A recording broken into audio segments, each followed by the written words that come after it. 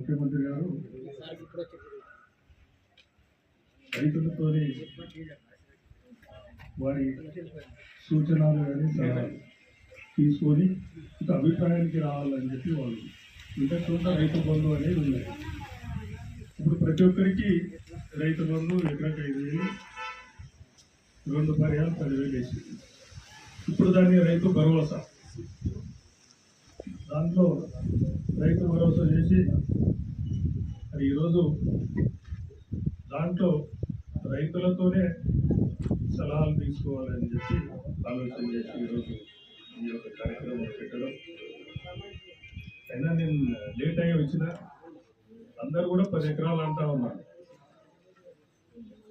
10 ఎకరాలు ఏమో టార్గెట్ పెట్టుకున్నారో నాకు తెలియదు.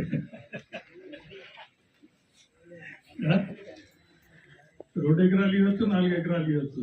10 ఎకరాలు అనేది